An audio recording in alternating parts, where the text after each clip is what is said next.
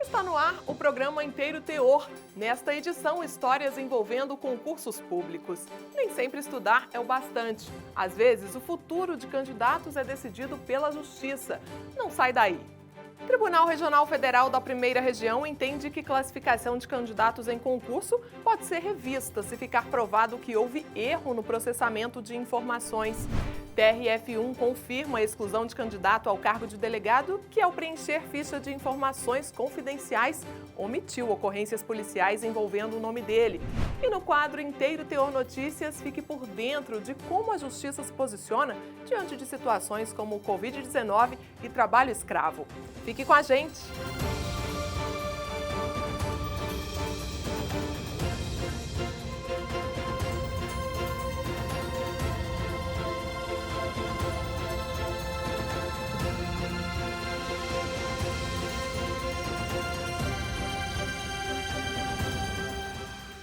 A administração pública pode rever resultados e classificação de candidatos em concursos públicos se identificar que houve erro no processamento das informações. A orientação, baseada em súmula do Supremo Tribunal Federal, foi seguida pelo TRF da Primeira Região. O repórter Rafael Braga conta pra gente a história de um candidato desclassificado em seleção para o programa Mais Médicos que recorreu ao TRF1. Vários concursos públicos autorizados em 2020 e que não chegaram a ter editais lançados em virtude da pandemia de Covid-19 são aguardados para esse ano. Alguns exemplos são as seleções para tribunais regionais eleitorais e do trabalho em alguns estados, além de concursos fiscais e federais, como os das Polícias Federal e Rodoviária Federal. Seja qual for o concurso, é importante ficar atento às normas gerais e também às regras específicas de cada seleção, evitando problemas como os que envolvem os resultados, as classificações e reclassificações. Recentemente, decisão que considerou legal a revisão da classificação de um candidato em seleção para o programa Mais Médicos foi questionada aqui no TRF da Primeira Região. A parte, apesar de figurar como classificada em resultado preliminar, não chegou a ser nomeada em segunda chamada, porque o governo federal identificou uma falha no processamento das vagas disponíveis e reviu a classificação. O relator, desembargador federal João Batista Moreira, lembrou que a súmula 473 do Supremo Tribunal Federal permite à administração pública anular seus próprios atos quando identificados vícios que os tornam ilegais ou revogá-los por motivo de conveniência ou oportunidade. Desta forma, o resultado final foi revisto e a parte não teve direito de assumir a vaga. O especialista em direito dos concursos públicos, Rudy Cássio, lembra que a revisão de ofício é uma orientação básica na jurisprudência sobre seleções públicas. Essa decisão do Tribunal Regional Federal da Primeira Região, ela absorve uma regra geral que é a de que a administração pública pode e deve revisar seus atos quando constatar algum erro. Isso está na Lei do Processo Administrativo Federal e está em uma série de consolidações de julgados dos tribunais superiores e regionais. O advogado reforça que esta revisão não impede que os candidatos questionem, nas vias administrativa e judicial, eventuais irregularidades relacionadas aos concursos, como as que envolvem questões cobradas nas provas.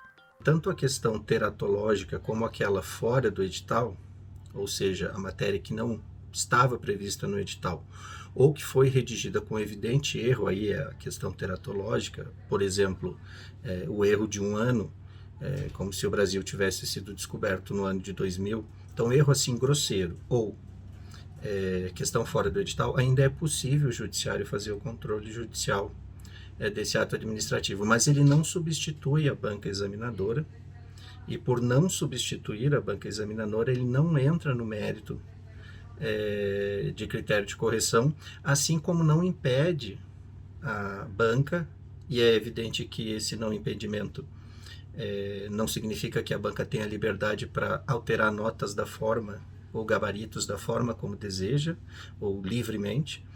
Isso tem que vir acompanhado de uma fundamentação, mas o importante é que, de fato, a administração pública, como gestora do concurso, pode revisar seus atos, e é isso que diz a decisão judicial agora comentada, e isso não se confunde com o não ingresso do judiciário em critério de correção, que ainda admite duas hipóteses excepcionais, que é a da questão fora do edital e a questão com um erro grosseiro evidente à primeira vista.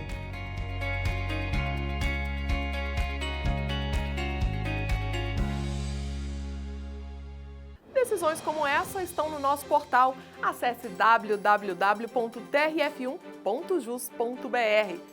E veja a seguir, TRF da Primeira Região confirma a exclusão de candidato que, ao preencher ficha de informações, omitiu ocorrências policiais envolvendo o nome dele.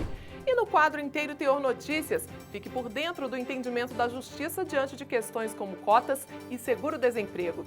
É já, aqui no Inteiro Teor.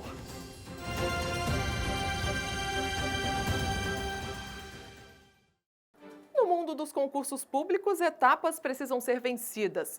Provas escritas e orais, exames físicos e psicológicos e até mesmo investigação da vida pregressa.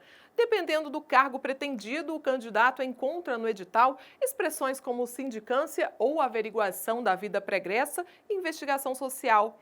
Isso quer dizer que a organizadora do concurso ou o órgão que o promove poderá colher informações da biografia dos candidatos, assim como de suas relações pessoais e condutas no plano social e profissional.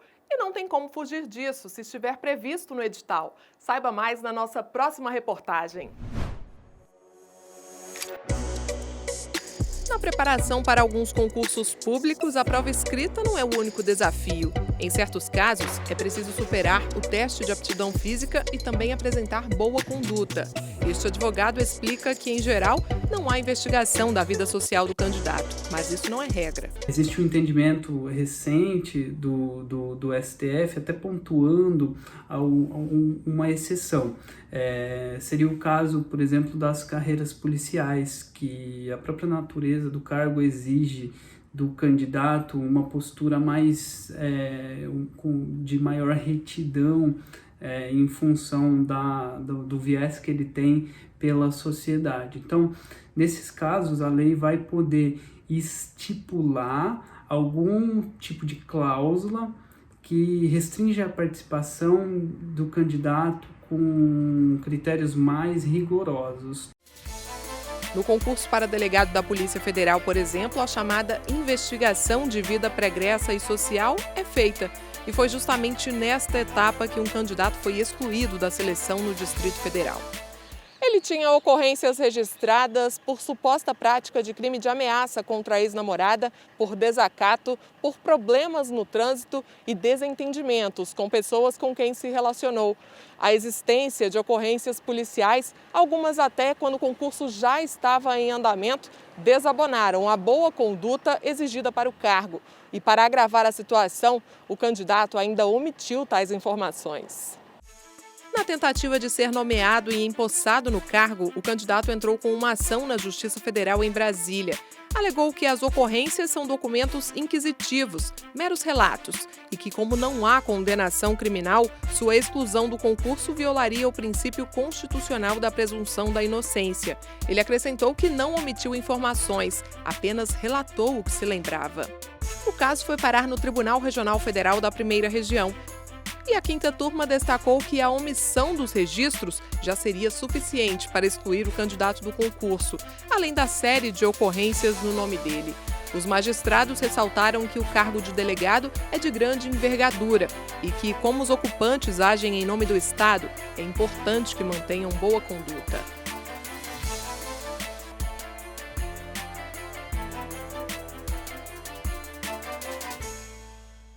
Agora, na estreia do quadro Inteiro Teor Notícias, estão na pauta Covid-19, seguro-desemprego, trabalho escravo e cotas. Confira com o Rafael Braga.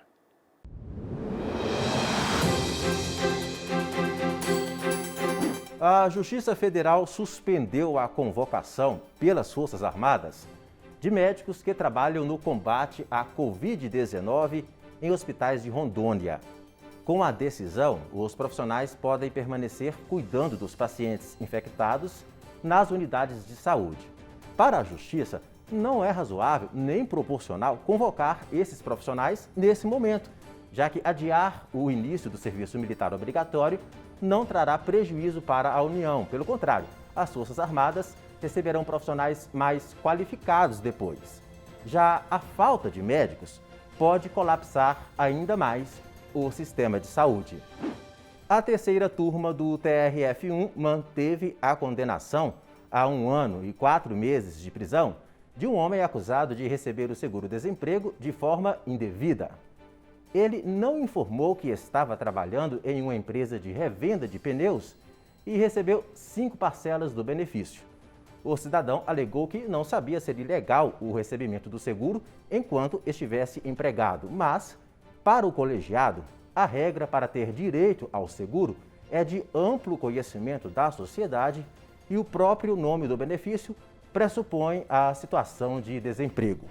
No Pará, o dono de uma carvoaria foi condenado a 4 anos de prisão por manter trabalhadores em condições semelhantes às de escravos. A fiscalização da Delegacia Regional do Trabalho encontrou 19 trabalhadores que eram submetidos a jornadas extensas de trabalho, sem água potável, sem banheiro e sem equipamento de proteção para realizar o serviço, colocando a saúde em risco.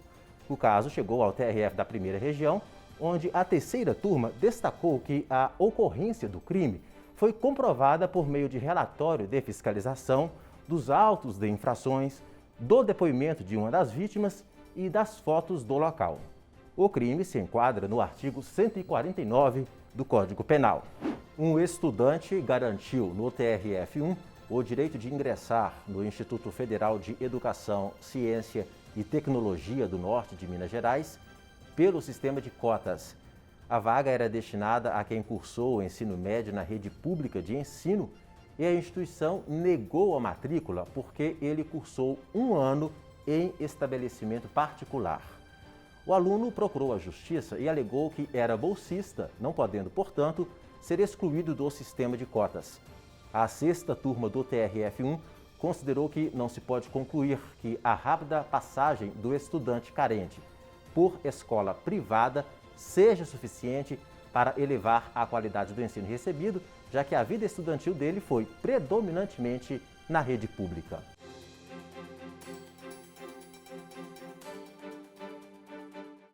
E você pode continuar com a gente no nosso portal e nas redes sociais.